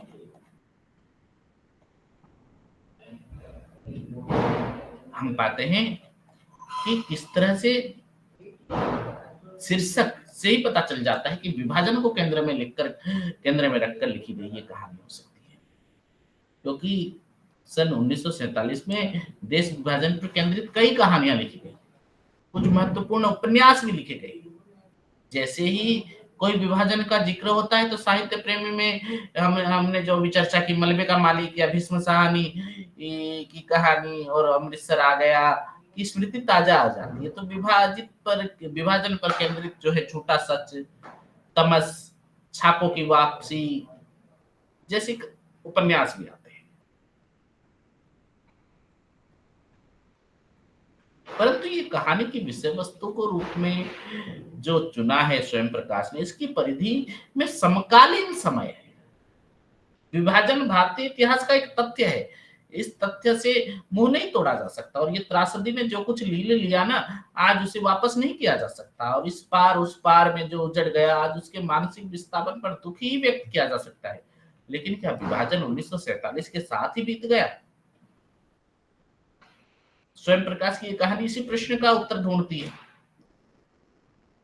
कहानी का तथ्य इस प्रकार है संक्षेप में कि कुर्बान भाई के नाम से सुपरिचित जो कथानायक का परिवार देश विभाजन से तबाह हो गया, इसी तरह जान बचाकर उन्होंने टोंक में जीवन यापन शुरू किया, तो हिंदू मुसलमान के जो भेद से परे जाकर मनुष्यता का जो आचरण शुरू किया है, उनके इस आचरण के नाते हिंदू और मुसलमान की राजनीति करने वाले उन्हें नापसंद करने लगे, और इस प्रक्रिया में एक घटना के बाद वे पूरी तरह टूट गए। 2-4 लोगों के अलावा कोई उनके साथ नहीं खड़ा हुआ। ये सब के दुख के में साझेदार रहे कुर्बान भाई की आत्मा पर हमला था। तो कहानीकार ने अन्य संकेतों के बीच ये इशारा किया है कि विभाजन अब भी जारी है। लेखक कहानी का आरंभ जो है लेखक ने प्रश्न से किया है, लेकिन ये प्रश्न किसी एक से नहीं, ऐसा प्रतीत होता है जैसे भारत की समूची आजादी को संबोधित करते हुए प्रश्न किया जा रहा है। इस प्रतीति का कारण यह है और कहा जा सकता है कि उसमें सबके हिस्से का सच है। कहानी में लेखक जैसे ही पूछता है आप कुर्बान भाई को नहीं जानते, वैसे ही कहानी एक रोचकता पैदा करती है। पाठक रुक जाता है और लेखक कुर्बान भाई के परिचय का एक हिस्सा बताता है। आप कुर्बान भाई को नहीं जानते? कुर्बान भाई इस कस्बे का सबसे शानदार शख्स है, कस्बे का दीन है। आजाद चौक पर कुर्बान भाई की छोटी सी किराने की दुकान है। यहाँ हर समय सफेद कमीज पजामा पहने 2-2 4-4 आने का सौदा सुलभ मांगती बच्चे बड़ों की भीड़ में घिरे कुर्बान भाई आपको नजर आ जाएंगे। तो भीड़ नहीं होगी तो उकड़ू बैठे कुछ लिखते होंगे, बार बार मोटे फ्रेम के चश्मे को उंगली की से ऊपर चढ़ाते और माथे पर बिखरे आवारा अध कचरे बालों से दाएं या बाएं हाथ की उंगलियों में फंसा पीछे सहजते। यदि आप यहाँ से सौदा लेना चाहे तो आपका स्वागत है, सबसे वाजिब दाम पर सबसे ज्यादा सही तौल और शुद्ध चीज। कुर्बान भाई शायर भी है, एक अच्छा बिजनेसमैन भी है।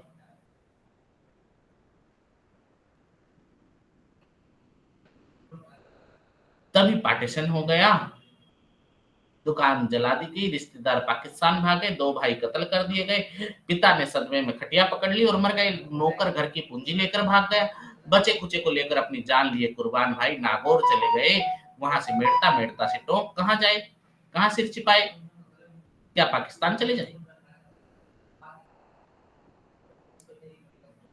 नहीं गए, क्योंकि जोश नहीं गए, क्योंकि सुरैया नहीं गई, क्योंकि कुर्बान को अच्छे लगने वाले बहुत से लोग नहीं गए। तो कुर्बान भाई क्यों जाती? तो जो वर्णन किया इतनी सारी, इसमें 2-3 बातें नोट करने लायक है कि एक अमीर व्यक्ति से कुर्बान भाई का एक मजदूर में बदल जाना, और हमारी स्वीकृत व्यवस्था में ईमानदार और शरीफ आदमी की लगभग जगह नहीं है आजकल।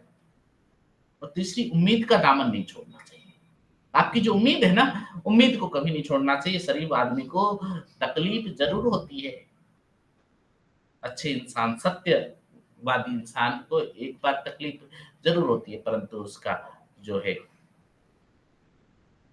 सच का सामना एक दिन जरूर होता है, उसकी जीत जरूर होती है, तकलीफ भले ही हो।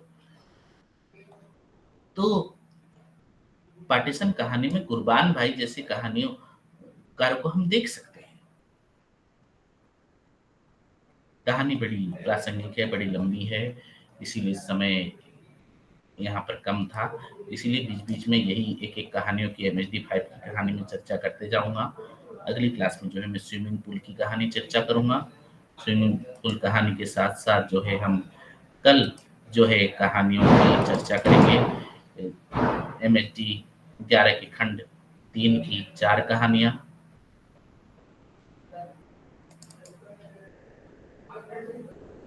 बड़ी ही महत्वपूर्ण कहानियां ही कल, इंटरेस्टिंग कहानियां, बहिर्गमन, गोरैया, ड्राइंग रूम, क्लाउड थी। तो इस तरह से कहानियों की कल चर्चा करेंगे। हालांकि आज पाठक या जो है श्रोता हमारे बहुत कम जुड़ पाए, मेरी ही वजह से शायद मैं विलंब हो गई, मुझे कुछ समय के लिए मैं विलंब से ऊहापोह की स्थिति में रहा कि आज क्लास शायद नहीं होगी। मैंने टाइम टेबल देखा नहीं, सुबह देखा था, पर मैं सोचा कल है 21 तारीख या फिर आज पूजा के समय में छुट्टी होगी सोची मैंने। तो कोई बात नहीं, आज विलंब से आने के लिए क्षमा प्रार्थी हूँ आप लोगों से। जो है इसी बीच कुछ गलतियां हो जाए तो आप देखो।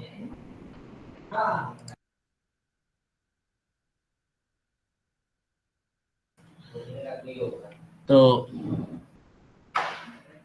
आज की क्लास से इतना ही। कल जो है आप लोग समय से आ जाइएगा, मैं कल समय का ध्यान रखते हुए कल 6 बजे जो है लिंक से जुड़ जाऊंगा। दीपांजलि जी, आरती जी, सारिका जी, सुमन सिद्धार्थ, डोलामणि जी, आप इतनी देर तक जो है क्लास में जुड़े रहे, आपका बहुत बहुत धन्यवाद। डोलामणि जी, आप कहाँ से हैं? आपका स्टडी सेंटर कहाँ से है? सर बरगढ़ से। हाँ, बरगढ़ से, बहुत अच्छा। तो आपने असाइनमेंट वगैरह तो यही जो है जो दिया होगा ना, जमा किया होगा? हाँ हाँ। हाँ हाँ। हम्म। तो किसी तरह से आपके जो पहले असाइनमेंट वगैरह में कुछ कमियां थी या कुछ मार्क्स कम आए हैं, ऐसे कुछ हैं पेपर, या अच्छे मार्क्स आए हैं? नहीं नहीं, अच्छे हैं। हाँ हाँ, चलो चलो, बहुत बहुत धन्यवाद जी। डोलामणि जी, क्लास से आप बने रहिए और अपने सहपाठियों से कहे, बरगढ़ परीक्षा केंद्र से और जो लड़के हैं ना, जो छात्र छात्राएं हैं, वो कम से कम उनको लिंक साझा कर दीजिएगा आप, हाँ, जिसे जानते हैं, हाँ जिनसे हाँ। आप परिचित हैं। आप प्रॉपर बरगढ़ से हैं या कहाँ से? बरगढ़ के 10-15 के अंदर। तो आप थोड़ा लिंक थोड़ा साझा कर दीजिएगा अपने जो सहपाठियों से। हाँ हाँ, तो आप आते हैं क्लास में, कंटिन्यू बने रहते हैं, आप लोगों का बहुत बहुत धन्यवाद। कल जो है मैं समय धन्यवाद से सर। 6 बजे से जुड़ रहा हूँ। दीपांजलि जी बोलिए, कुछ बोल रही हैं? नहीं बोल रहे थे, बहुत अच्छे से पढ़ाया, धन्यवाद। हाँ हाँ हाँ हाँ, धन्यवाद आप धन्यवाद सर, लोग। समझ में आ जाता है अच्छे से समझ। हाँ हाँ, अब तो कम ही, दो दो ही क्लासेस हैं। 2 क्लासेस के दौरान हमने 8-10 कहानियां और चर्चा करनी है अभी। ध्यान से जो इसी बीच आपको प्रश्न करना हो कर सकते हो। आपकी शंका का समाधान करने की चेष्टा की जाएगी। हालाँकि आज मैं थोड़ा लेट से आया, मुझे खुद बुरा लग रहा है कि मैं कैसे ऐसे हुआ मेरे साथ, जो है मैं जा नहीं सका। मैं त्योहारों का सीज़न हालाँकि चल रहा है, तो स्टूडेंट्स भी नहीं जुड़े, किसी से ने मेरा फ़ोन नंबर भी नहीं दिया था। मैं जो है आपको मेरा नंबर साझा कर देता हूँ, यहाँ पर कुछ भी दिक्कत होगी तो आप जो है इस नंबर पर कॉन्टैक्ट कर लीजिए।